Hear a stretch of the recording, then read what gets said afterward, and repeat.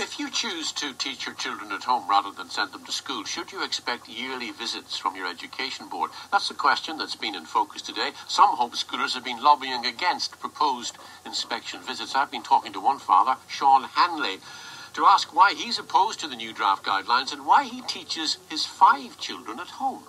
Our oldest son has autism, and the program that we wanted to use is called ABA. ABA is the only scientifically proven form of intervention for children with autism.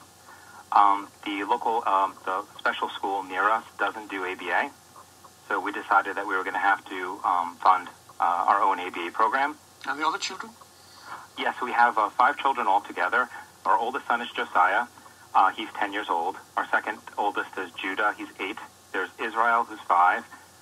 There's Samedi, who's 3, and Uriah, who's our newborn, just 20 months old. And why did you want them educated at home? When we saw how the system let down our oldest son, we decided that we wanted to take responsibility for all of our children.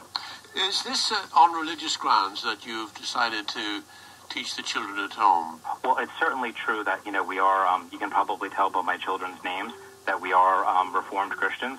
So we do believe that parents have been entrusted with, a certain responsibility for providing an education for their children. But the whole thing with the consultation isn't about whether or not home education is better than schooling. It really has to do with parental freedom. I mean, parents need to have the freedom to make the best choices for their own specific circumstances. What do you think of the proposed guidelines? Well, there's been no sort of advertising with regard to the proposal. So most home educators are completely unaware that this consultation is going on. The policy is illegal because this isn't actually a law that's being debated. It's a policy by the Education Board, and it's a policy that basically would grant the Education Board the power basically to demand access to your home. Once a year, which is hardly intrusive.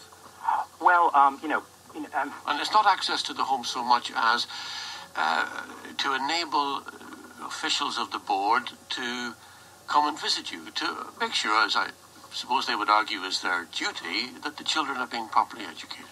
Well, basically, the law provides that parents are recognizes the fact that parents are the primary guardians of their children's education, and the law only provides powers to the Education Board where it appears that there's a problem in terms of educational neglect. In other words, it's a reactionary force. So basically, what they're proposing to do is to demand access to your home in order to prove that you're innocent of educational neglect.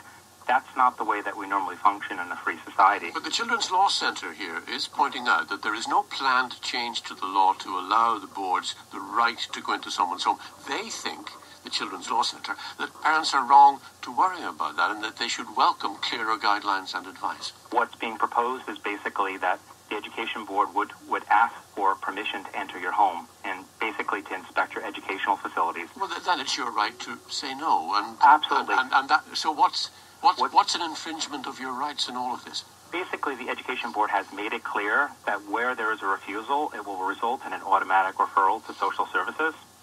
And that's a stigma most people would not be willing to live with. But at the same time, is it not welcome? Do you not welcome the fact that the boards are anxious now that this is put on a coordinated footing and that all the boards are operating according to the same rules and that their aim in all of this is to make absolutely sure, for everybody's sake, your sake, the children's sake, and their sake, that the education is being properly done?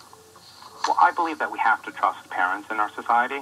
Now, what parents have been requesting for years, and when I say parents, I mean home educators, they've been requesting help with exam fees for GCSEs, A-levels.